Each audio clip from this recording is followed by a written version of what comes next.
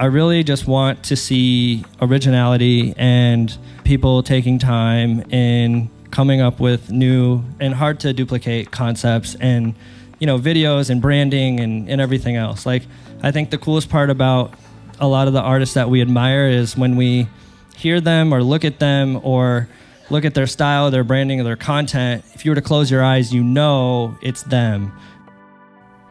That's the part right there. Originality takes time.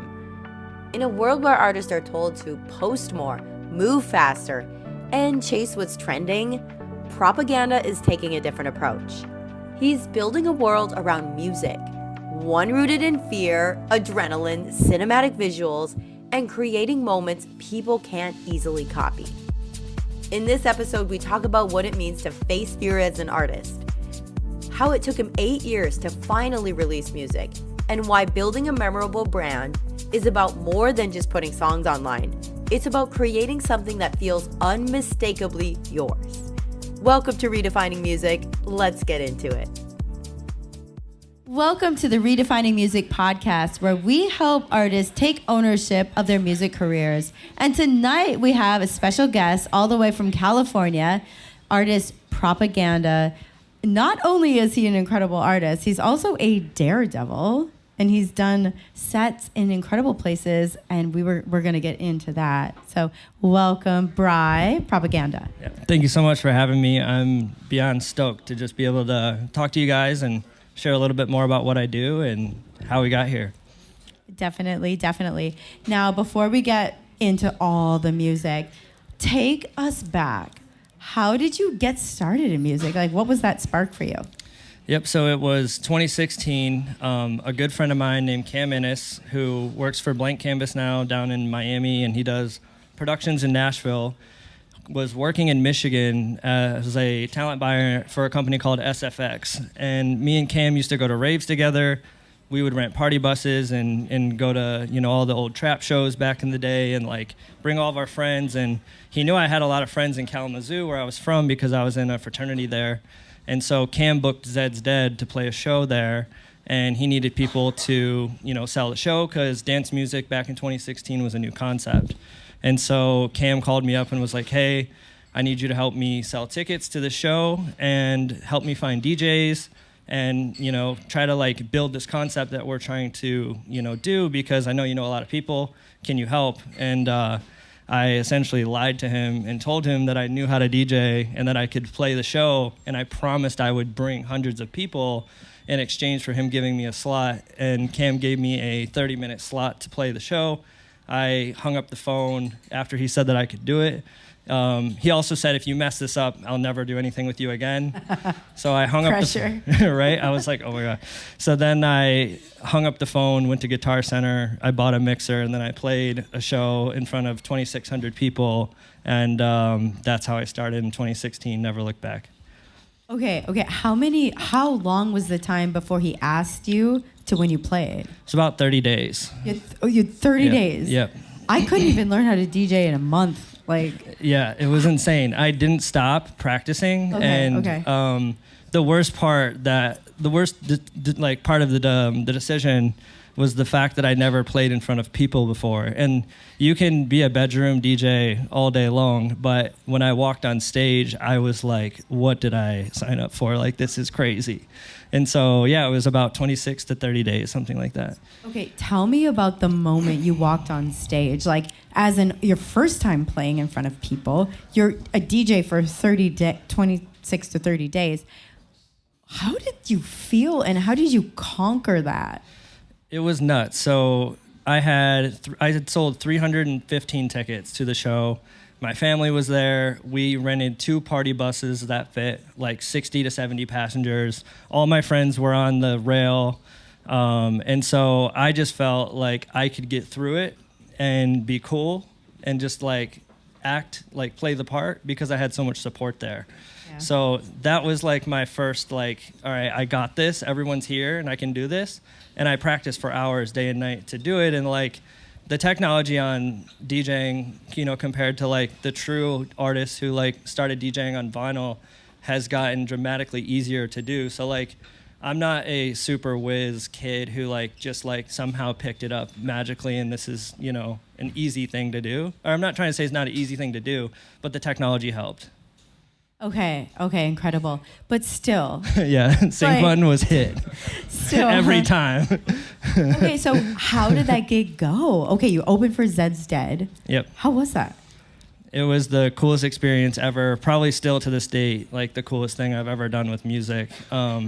Before the stunts, obviously, but it was amazing. It was electric. I remember the moment where I knew I wanted to do this forever was when I was looking out at the crowd, and it was a Life in Color paint party. And for those who don't know, Life in Color paint parties were these shows where they would have these huge hoses of paint, and you would wear white, and they would soak you with paint. And I remember looking out like 5 minutes into the set, there was a girl hanging over the rail having the time of her life, just like in the moment, getting smoked in the face with paint.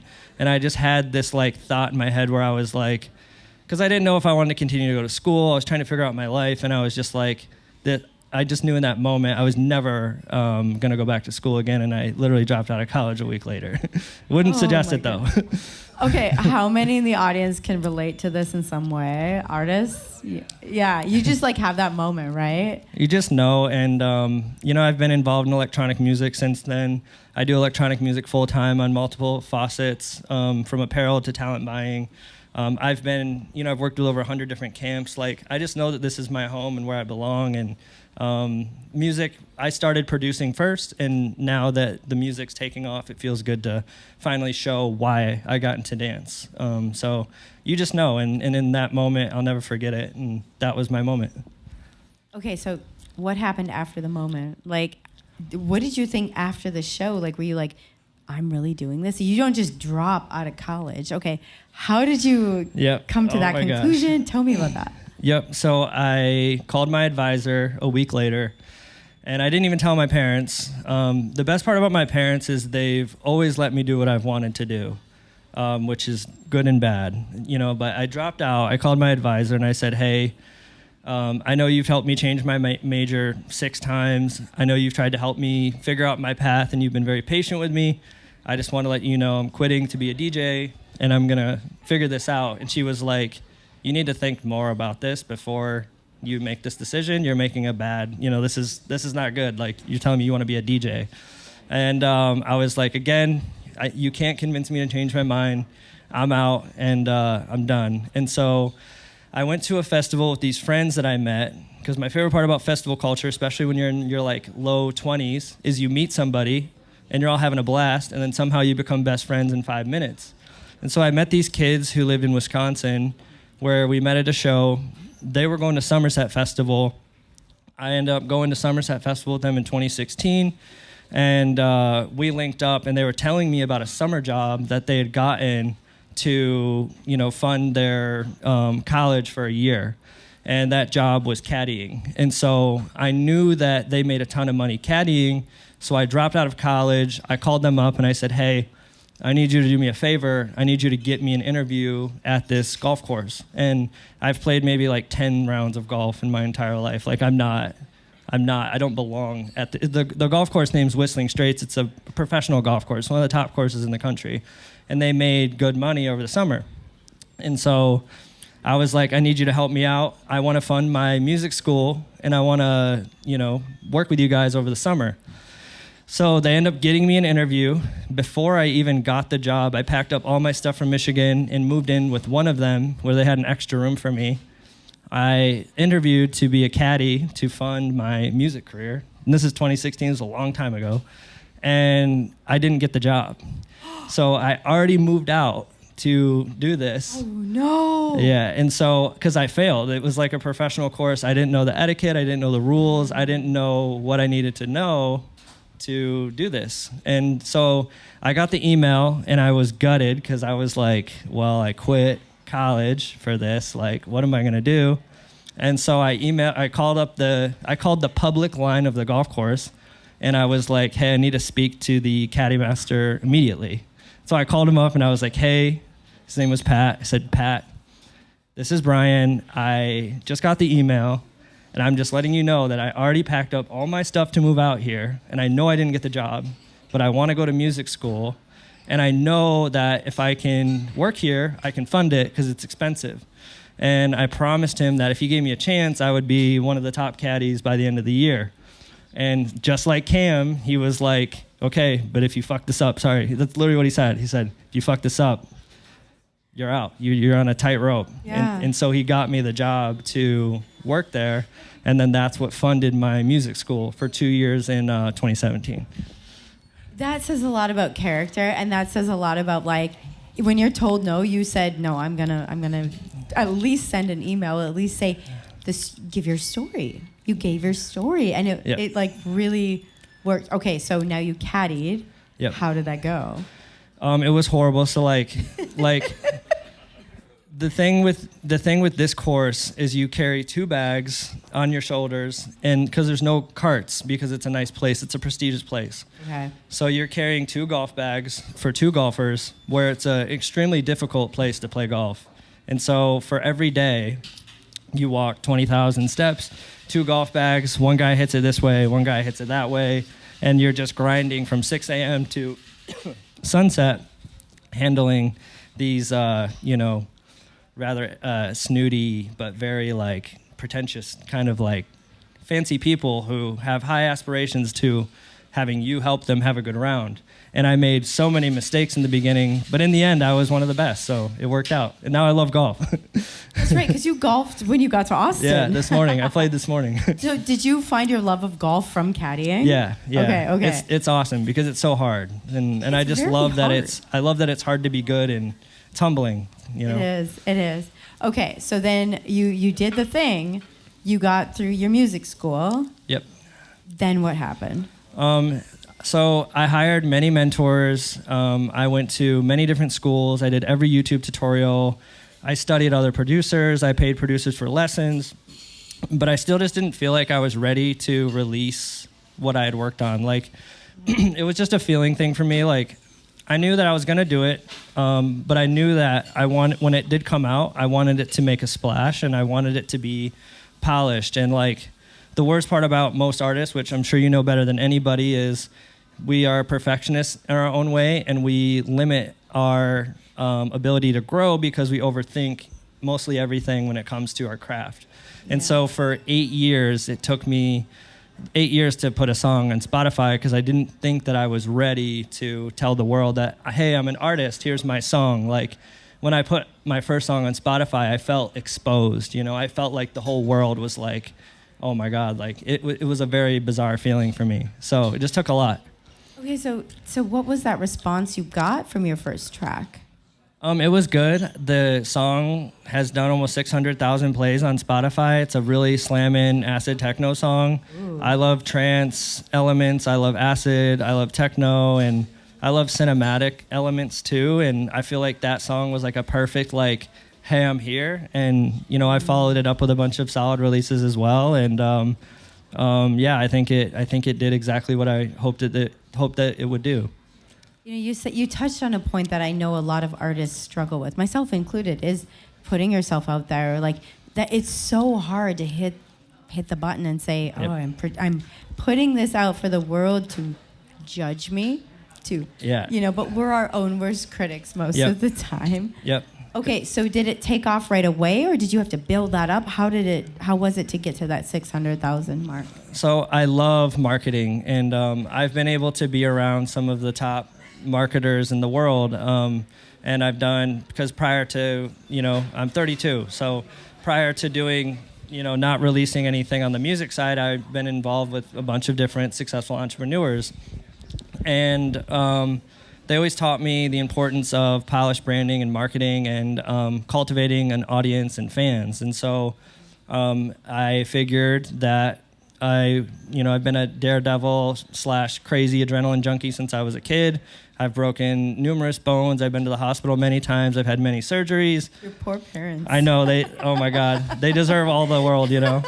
And so I figured I could combine my music with what I was really passionate about, which is facing my fears and doing crazy stuff. And so I owe a lot of the credit to the music being, you know, shared at the level that it is because of the music videos that we've shot. Okay, now you touched on the daredevil stuff. How did that start? Like, I know we're going to get into what he's done, y'all. It's pretty wild. But how the heck did you get into like daredevil DJing? Yep. So one of my best friends, Casey, his Instagram handle is Cooper Lost on Instagram. He's a very famous photographer. Him and I were best friends growing up in high school and in college. We were roommates in college to the point where we had a room that was like almost the size of this, and our beds were together. So we had this like double king bed where it was like attached. So we were attached at the hip in college. And I was amazing at partying, and I didn't go to class, and I hated going to class. You and me both. Right? I was so good at it. Like we would throw the most insane parties at our school. And so Casey also had a troubled upbringing. And so him and I always got into trouble together, whether it was drinking and doing bad stuff. You know, we're not felons. We didn't do anything like that. It's just kids being kids, doing dumb stuff. And so him and I actually took some time and split. And I discovered music, which like gave me my outlet that I needed. And he picked up a camera.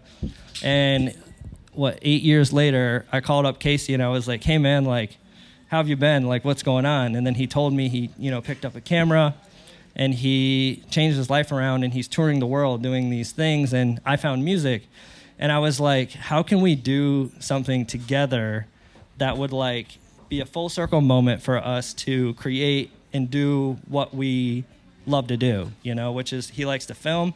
I like to do crazy stuff. And he was like, I have an idea. How about we shark dive and we film it with a DJ set? So it was 100% his idea. He came up with it, and then I did all the training and everything to learn how to do it and swam with sharks, and we pulled that off. Okay, so you brought how did you get the DJ equipment because electronics and water don't really mix. Yeah. How did that happen? Yep. So we used this DJ table as a prop. So or this mixer. It was cheap. I bought it on Facebook Marketplace because obviously we're going to trash it. So we bought this mixer. We got these 4-inch screws and drilled it to a table. And then we flew with 40-pound sandbags to Nassau, Bahamas, where we worked with these people who, for their entire lives, work with sharks. And so the stunt diver who orchestrated the whole thing, his name was Chang. And then the two other professionals who were in the water with me were Tanner and Madison, and Casey filmed. And so Madison took this table, sunk it down to the bottom of the sunken ship. We attached the sandbags to it, and then we filmed all these different crazy scenes while Chang was DJing in a chainmail suit. Oh, you DJ'd with sharks. Yeah. Okay, what kind of shark? Were the great whites? What were the sharks? So they were reef sharks, bull sharks, and nerf sharks, which reef and bull sharks are definitely they're dangerous. Okay. It just depends where you're at and the setting. In this environment, they're fed often. I was gonna say if they're well fed. Yeah. So they're so trained that I'll just leak kind of the safety around it.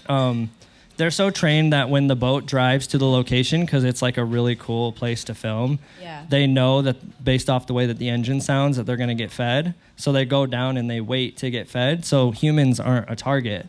So there's about 40 of them that live near the area. And when the boat comes, they all come and they know they're going to get food. So there's a science. Yes. Yeah. Okay. So you swam with sharks, but then you did something even bigger. You were up in the stratosphere. Yep. A little bit. Okay. How did you DJ up in the air, and tell us that story? So I want to create if I can. Honestly, if it works for 100 people, I would consider this a success. I want to create a brand where facing your fears is part of this universe. And so heights was my biggest fear ever. I don't know why. It's not like when I would hike, I wouldn't get scared of cliffs, but skydiving was my number one biggest fear on the entire planet. And I have no idea why, it just was. And so about 4 years ago, I went and did my first dive. I was losing my mind. Actually, I have a funny story about that I should tell. Yeah, because definitely. it What leans is it? into it making it worse for me. But one of my friends who's also an adrenaline junkie, he's dived many times, and he got the professional diver who was like very proper and like had all the right etiquette and was just like making everyone feel safe and everything else. Because I wasn't like on the outside panicking, but on the inside I was like, I'm locked in. I can do this. I'm not backing out. Like, let's go. I'm gonna skydive. Yeah. And so my guy, he knew that we were partiers because it was my birthday, and so he was like, hey, do you guys need any blow for the weekend? Do you guys want to hang out after this? And then before we got on the plane, he was like, do you want to hit my wax pen? And I'm sitting here and I'm like, I like look at my friend and I'm like, no fucking way. How did I get the guy who's like on multiple drugs right now? And so it made it 100 times worse.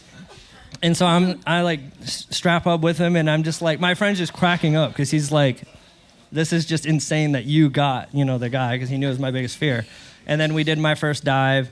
The first 10 seconds of it were crazy, but after facing my fear and learning what it's like to face your fear and be on the other side of it, I've created like a little addiction of doing more of it. And so now I love skydiving. I love heights. I love like putting myself in those situations. And so we figured that we would do a balloon set, but take it to a whole nother level to where I'm propelled 12,000 feet up in the sky with no parachute attached to the basket of the balloon with no guardrail, where I play for 30 You minutes. didn't have a parachute? No, because I was strapped to the balloon. Oh, you were safe. Okay, you were Yeah, safe. You were so- at least on the balloon. I was so secure that I couldn't bend over and like touch my knees. Okay. But like, Because I couldn't tell from the video when I Yeah. saw it. I was like, he looks like he's just standing on a platform in the middle of like how many feet were you on? 12,000 feet in the sky, yeah. Yeah, and so like that was like I knew I was going to be scared and I knew I was going to be a little like anxious, and so I hacked it because I went on a fishing trip with some friends and they all had these Dramamine pills, and then they had these electromagnetic anti-nausea bracelets. Yeah. And so I slapped one of those on, and when I would get a little anxious, I would turn the power up on it, and it like deleted my Anxiety. my anxiety, but like my the inertia, or like what do you Inertia. call it? Yeah. yeah, the when you look down and everything looks like it's going like Yeah, this. and so Yeah. like I just wasn't nauseous. Like I cranked it up, and then I was like, I got this. And so I was up Okay. there, and then it was the coolest experience ever. Just playing music up there, you could hear a pin drop, and it just was insane to face the fear, go play music, do something different, and take pride in trying to do something original and something hard to replicate. And that's something that I really want to do with this project is people watch and be like, damn, I'm impressed that, this guy did this or this team did this. And, it just is something that you won't be able to do again unless you really, verbatim rip it from scratch. And that really says a lot about you as an artist, is like, that's your branding. You set yourself apart and you faced fears. That's like what I think artists like focus on that. What is, do something that, do the crazy idea, take the risk. So it's just fun. You literally learn more about yourself, and you walk away from those experiences new, and what better way to live life than on the other side of, an opportunity where you can grow. Like you wake up feeling different, and then that gives you different results in life. So that's why I really love doing it. And I just hope other people hear that and be like, maybe I should try that one thing that I've always been a little cautious of. And it doesn't need to be that, crazy, but it could literally just be like, maybe I should go back to the gym this week and do it 5 times a week, or like something healthy, Yes, definitely. Even the small things. So artists, Small things, yes. Like I always encourage artists the same thing. So like that's why I love your story. Okay, so what's next for you? So I have tons of music that I've worked really hard on.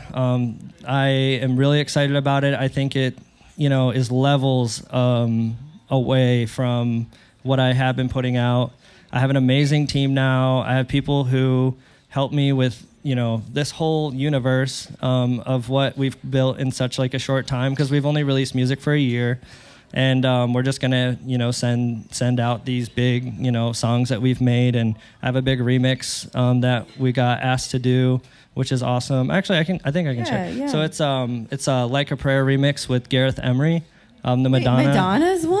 Yeah. Yo, So okay. funny story about it is I got a DM from their A&R, and it was just like some guy named Adam, and I think it was a private profile. And so I got the DM like a few months ago, and they were like, "Hey, do you want to remix, Like a Prayer?" And I read it, and then I sent it to someone on my team, and I was like, "Hey, like, you're not going to believe this. Someone wants to have us remix the song." And he was like, "It's a scam. You can ignore it." And then I was like, okay, because he was saying people do that all the time to get your songs. And then I messaged him back, and he was like, actually, Gareth like potentially wants to hear your music. He might want to play it at EDC Mexico. Send us a drive. And then I sent him a drive, and then they actually gave me the stems. So that one's finished. It sounds really cool, and it's like the first official remix that I've ever been able to do. But I finished so many other songs that I'll play for you guys later on too that I'm really pumped about, that I think are just like they're amazing.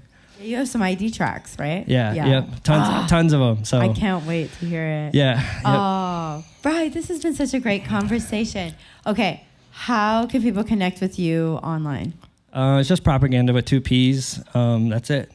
Proppaganda.com, 2 P's, and yeah, hopefully we can keep making crazy memories and have fun along the way. So Definitely. And my final question for you is how, and you really explained how you are doing this already, but how are you redefining the music industry? I think the takeaway or the best way to answer that question is I really just want to see originality and people taking time in coming up with new and hard to duplicate concepts and videos and branding and everything else. Like, I think the coolest part about a lot of the artists that we admire is when we hear them or look at them or look at their style, their branding, or their content. If you were to close your eyes, it's them. And I really admire the way that people do that. And my goal is to just be a part of that and and do that to where people see that and we can build a cool brand that maybe do things that have never been done before. Yes. Well, thank you so much, Yeah, Bri. thank you for having me. Thanks for being on this show, for just sharing your journey, your story with me today. It's been such an excellent experience. Yeah, thank you guys. It's my first podcast ever, so I'm like, this is sick. I'm having a blast. This is cool. We're going to play some music and have a good night. Well, thank y'all so much for being here tonight. Definitely give us a follow at Amplify EDM and me at the Kaycote, Kaycote on Instagram. And this is Kaycote. We are signing off.